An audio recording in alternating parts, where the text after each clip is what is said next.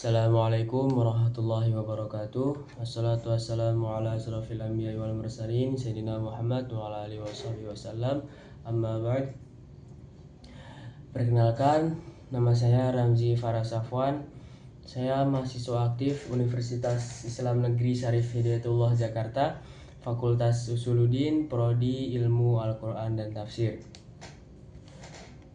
Tujuan saya membuat video ini untuk menunaikan tugas yang diberikan oleh Bapak dosen Pak Ali Mursid, mata kuliah Ilmu Kalam. Saya di sini ingin membaca buku yang berjudul Teologi Islam, karya Harun Nasution, bab kaum Murji'ah. Langsung saja. Sebagaimana halnya dengan kaum Khawarij, kaum Murji'ah pada mulanya juga ditimbulkan oleh persoalan politik. Tegasnya persoalan khalifah yang membawa perpecahan di kalangan umat Islam setelah Utsman bin Affan mati terbunuh. Seperti telah dilihat, kaum Khawarij pada mulanya adalah penyokong Ali, tetapi kemudian berbalik menjadi musuhnya karena adanya perlawanan. Penyokong-penyokong yang tetap setia kepadanya bertambah keras dan kuat membelanya, dan akhirnya mereka merupakan satu golongan lain dalam Islam yang dikenal dengan nama Syiah. Kefanatikan golongan ini terhadap Ali bertambah keras setelah Ali sendiri terbunuh. Kaum Khawarij dan Syiah sungguh pun merupakan dua golongan yang bermusuhan, sama-sama menentang kekuasaan Bani Umayyah, tetapi dengan motif yang berlainan. Kalau Khawarij menentang dinasti ini karena memandang mereka menyeleweng dari ajaran-ajaran Islam, sedangkan Syiah menentang karena memandang mereka merampas kekuasaan dari Ali dan keturunan-keturunannya.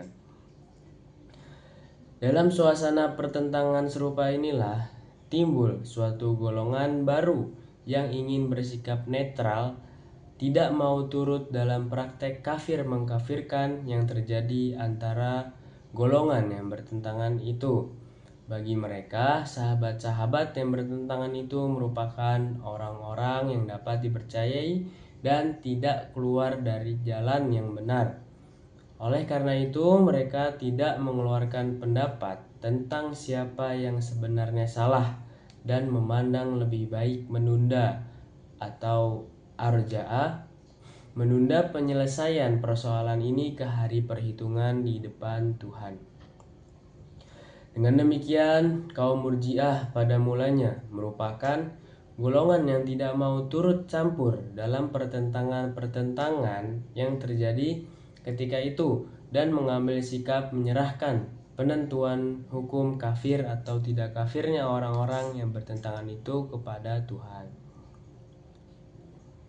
Dari lapangan politik, mereka segera pula berpindah ke lapangan teologi. Persoalan dosa besar yang ditimbulkan kaum Khawarij mau tidak mau menjadi bahan perhatian dan pembahasan pula bagi mereka.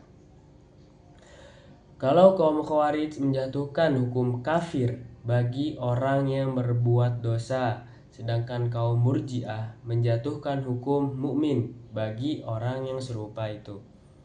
Adapun soal dosa besar yang mereka buat, itu ditunda penyelesaiannya ke hari perhitungan kelak. Argumentasi yang mereka majukan dalam hal ini ialah bahwa orang Islam yang berdosa besar itu tetap mengakui bahwa tiada Tuhan selain Allah dan bahwa Nabi Muhammad adalah Rasulnya. Dengan kata lain, orang serupa itu tetap mengucapkan dua kalimat syahadat yang menjadi dasar utama dari keimanan. Oleh karena itu, orang berdosa besar menurut pendapat golongan ini tetap mukmin dan bukan kafir. Pendapat serupa ini dapat membawa kepada pendapat bahwa yang penting serta yang diutamakan adalah sebenar-benarnya iman, sedangkan perbuatan hanyalah merupakan soal nomor 2. Ini merupakan kesimpulan logis dari pendirian bahwa menentukan mukmin atau kafirnya seseorang hanyalah kepercayaan atau imannya dan bukan perbuatan atau amalnya. Perbuatan di sini mendapat kedudukan yang kemudian dari iman. Dengan kata lain, perbuatan dikemudiankan kedudukannya dari iman. Dan kata arja'ah memang mengandung arti membuat sesuatu mengambil tempat di belakang dalam makna memandang kurang penting. Pendapat bahwa perbuatan kurang penting akhirnya membawa beberapa golongan kaum Murji'ah sebagai akan dilihat kepada paham-paham yang ekstrim. Arja selanjutnya juga mengandung arti memberi pengharapan. Orang yang berpendapat bahwa orang Islam yang melakukan dosa besar bukanlah kafir, tetapi tetap mukmin dan tidak akan kekal dalam neraka. Memang memberi pengharapan bagi yang berbuat dosa besar untuk mendapat rahmat Allah. Oleh karena itu, ada juga pendapat yang mengatakan bahwa nama Murji'ah diberikan kepada golongan ini bukan karena mereka menunda penentuan hukum terhadap orang Islam yang berbuat dosa besar kepada Allah di hari perhitungan kelak, dan bukan pula karena mereka memandang perbuatan mengambil tempat kemudian dari iman, tetapi karena mereka memberi pengharapan bagi orang yang berdosa besar untuk masuk surga. Demikianlah beberapa pendapat tentang asal-usul nama Murji'ah yang diberikan pada golongan ini. Literatur mengenai pertumbuhan dan perkembangan pemikiran kaum Murji'ah oleh sebab-sebab yang belum dapat diketahui sedikit sekali. Dengan demikian, uraian tentang perkembangan pemikiran dan perpecahan yang terjadi dalam golongan kaum Murji'ah tak mungkin diberikan dengan jelas sebagaimana halnya dengan kaum Khawarij. Tetapi bagaimanapun juga kaum Murji'ah pecah menjadi beberapa golongan kecil, berlainan dengan kaum Khawarij yang menekankan pemikiran pada masalah siapa dari orang Islam yang sudah menjadi kafir, yaitu siapa yang telah keluar dari Islam. Kaum Murji'ah di sini menekankan pemikiran pada hal yang sebaliknya, yaitu siapa yang masih mukmin dan tidak keluar dari Islam. Tetapi itu tidaklah berarti bahwa mereka hanya membahas soal keimanan. Di samping ini mereka juga membahas soal Jabariyah atau fatalisme dan soal Qadariyah atau free will. Golongan-golongan yang timbul dari perbedaan pendapat tentang soal-soal ini tidak sebanyak golongan-golongan yang terdapat dalam aliran Khawarij. Pada umumnya, kaum Murji'ah dapat dibagi dalam dua golongan besar, yaitu golongan moderat dan golongan ekstrim.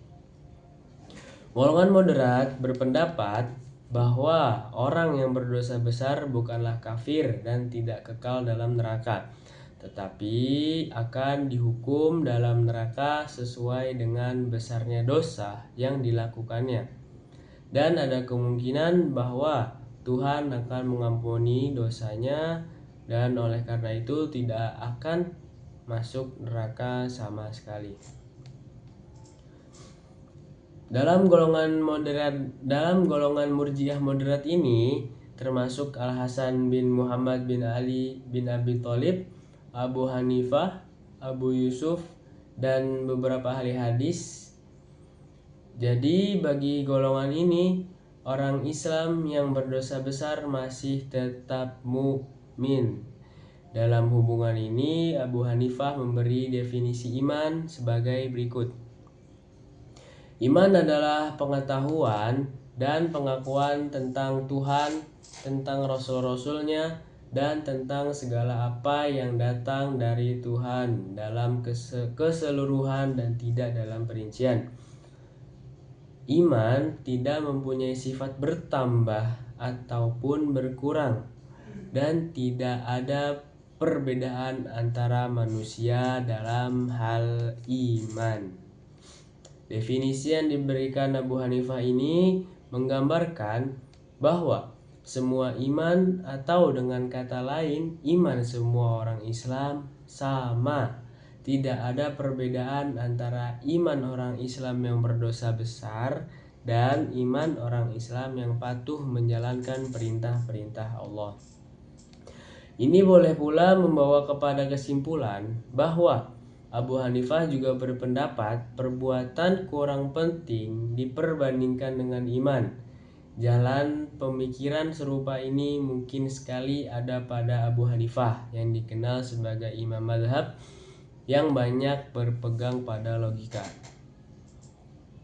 Tetapi bahwa Abu Hanifah juga berpendapat bahwa perbuatan atau amal tidak penting, rasanya tidak dapat diterima.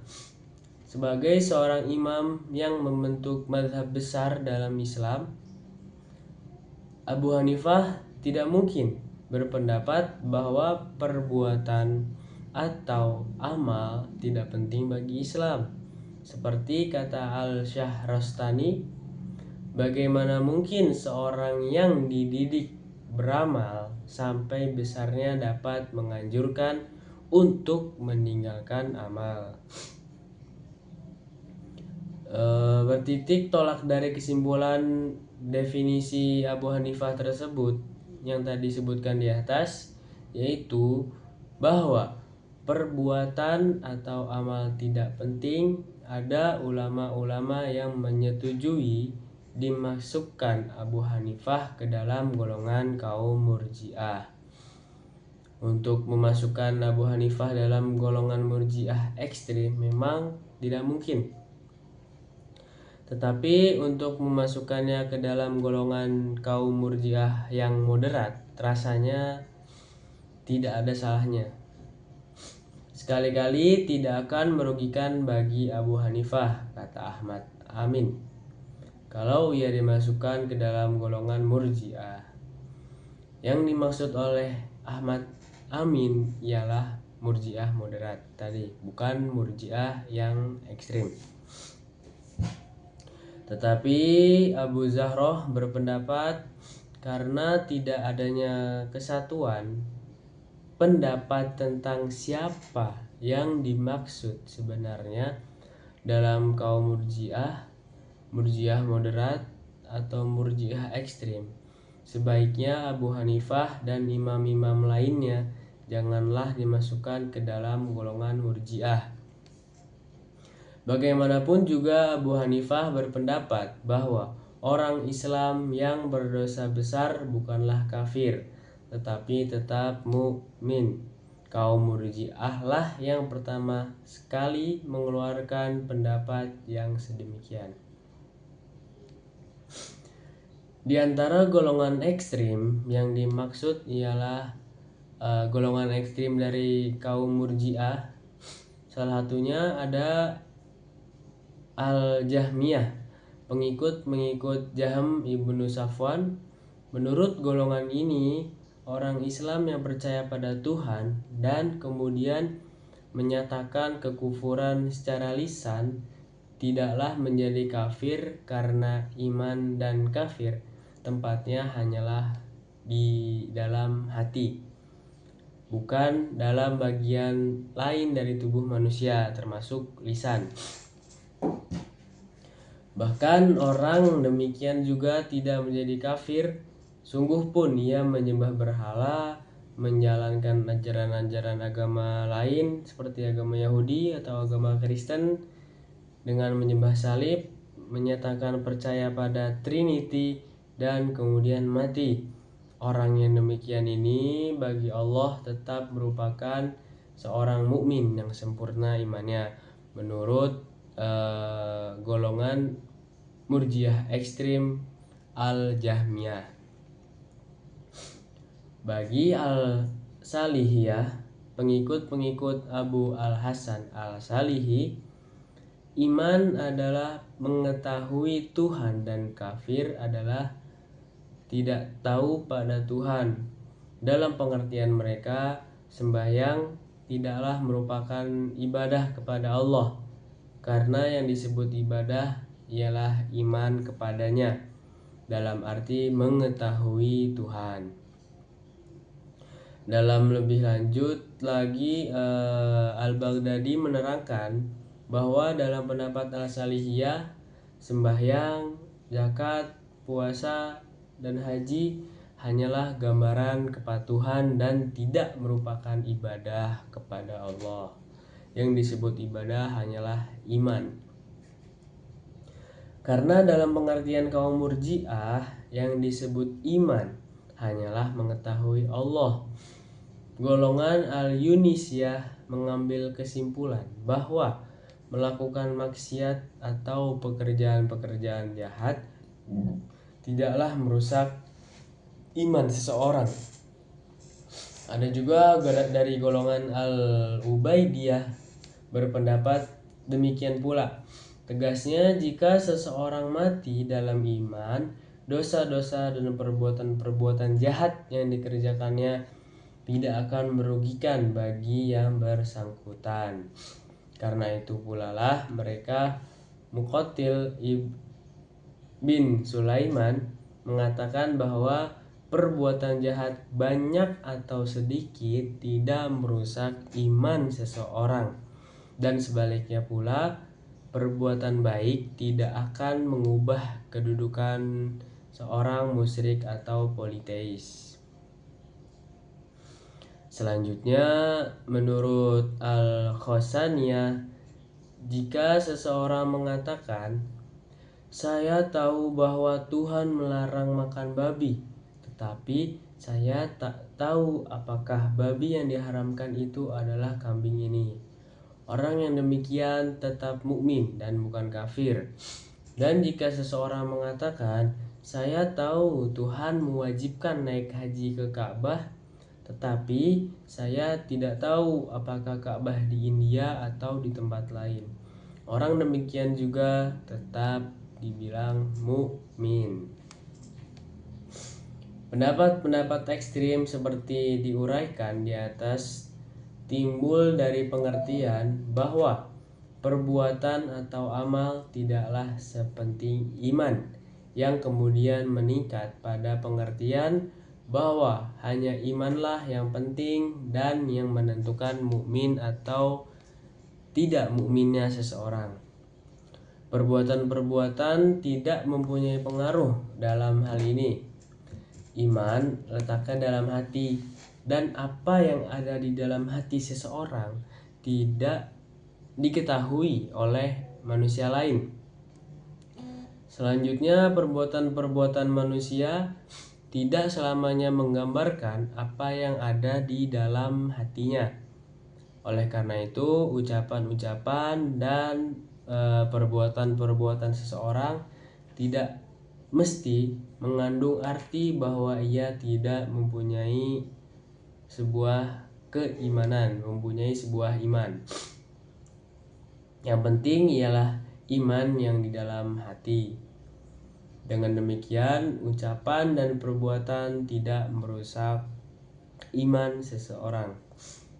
Ajaran serupa ini bahayanya karena dapat membawa pada moral latitude, sikap memperlemah ikatan-ikatan moral atau masyarakat yang bersifat permisif. Masyarakat yang dapat mentolerir penyimpangan-penyimpangan dan norma-norma akhlak yang berlaku, karena yang dipentingkan hanyalah iman. Norma-norma akhlak bisa dipandang kurang penting dan diabaikan oleh orang-orang yang menganut paham demikian. Inilah kelihatannya yang menjadi sebab makna Murji'ah ini pada akhirnya mengandung arti tidak baik dan tidak disenangi. Tetapi bagaimanapun ajaran yang terdapat dalam golongan Murji'ah moderat menjadi ajaran yang diterima dalam golongan ahli sunnah dan jamaah dalam Islam.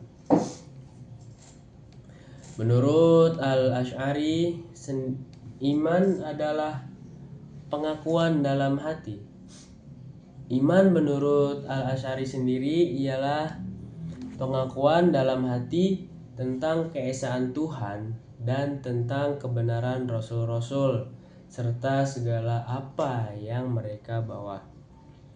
Mengucapkannya dengan lisan dan mengerjakan rukun-rukun Islam merupakan cabang dari ilmu. Orang yang berdosa besar jika meninggalkan dunia tanpa taubat, nasibnya terletak di tangan Tuhan. Ada kemungkinan Tuhan akan mengampuni dosa-dosanya, tetapi ada kemungkinan Tuhan tidak akan mengampuni dosa-dosanya dan akan menyiksanya sesuai dengan dosa-dosa yang dibuatnya. Dan kemudian ia dimasukkan ke dalam surga karena ia tidak mungkin akan kekal tinggal di dalam neraka. Pendapat yang diuraikan Al-Asy'ari ini identik dengan pendapat yang dimajukan golongan Murji'ah moderat. Dan mungkin inilah sebabnya Ibni Hazm memasukkan Al-Asy'ari ke dalam golongan kaum Murji'ah, terutama kaum Murji'ah moderat. Paham yang sama diberikan oleh Al-Baghdadi ketika ia menerangkan bahwa ada 3 macam iman. Yang pertama, iman yang membuat orang keluar dari golongan kafir dan tidak kekal di dalam neraka, yaitu mengakui Tuhan, kitab, rasul-rasul, kadar baik dan buruk, sifat-sifat Tuhan, dan segala keyakinan-keyakinan lain yang diakui dalam syariat.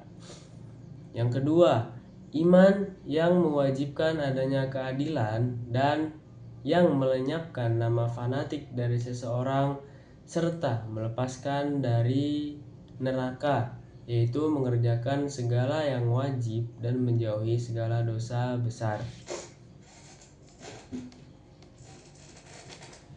Yang ketiga, iman yang membuat seseorang memperoleh prioritas untuk langsung masuk surga tanpa perhitungan, yaitu mengerjakan segala yang wajib serta yang sunnah dan menjauhi segala dosa. Ringkasannya, menurut uraian di atas, orang yang berdosa besar bukanlah kafir dan tidak kekal dalam neraka. Orang demikian adalah mukmin dan akhirnya akan masuk surga. Kalau yang di atas merupakan pendapat dari ahli sunnah golongan Asy'ariyah, maka dari ahli sunnah golongan Maturidiyah, Al-Bazdawi memberikan uraian sebagai berikut. Iman adalah kepercayaan dalam hati yang dinyatakan dengan lisan. Kepatuhan pada perintah-perintah Tuhan merupakan akibat dari kepercayaan atau iman. Orang yang meninggalkan kepatuhan pada perintah-perintah Tuhan merupakan akibat. Iman adalah kepercayaan dalam hati yang dinyatakan dengan lisan. Kepatuhan pada perintah-perintah Tuhan merupakan akibat dari kepercayaan atau iman. Orang yang meninggalkan kepatuhan pada Tuhan bukanlah kafir. Orang yang berdosa besar tidak akan kekal dalam neraka, sungguh pun ia meninggal dunia sebelum sempat bertaubat dari dosa-dosanya. Nasibnya di akhirat terletak pada kehendak Allah. Orang yang demikian mungkin memperoleh ampunan dan masuk surga. Mungkin pula dosanya tidak diampuni dan oleh karena itu dimasukkan ke dalam neraka sesuai dengan kehendak Allah dan kemudian baru dimasukkan ke dalam surga. Adapun orang yang berdosa kecil, dosa-dosa kecilnya akan dihapus oleh kebaikan, sembahyang, dan kewajiban-kewajiban lain yang dijalankannya. Dengan demikian, dosa-dosa besar, apalagi dosa-dosa kecil, tidak membuat seseorang menjadi kafir dan tidak membuat seseorang keluar dari iman. Iman merupakan jaminan bagi seseorang untuk masuk surga dan kepatuhan kepada Tuhanlah yang menentukan derajat yang akan diperoleh seseorang di dalam surga. Dengan kata lain, dalam pendapat Al-Bazdawi, iman adalah kunci untuk masuk surga. sedangkan amal akan menentukan tingkat yang dimasuki seseorang dalam surga.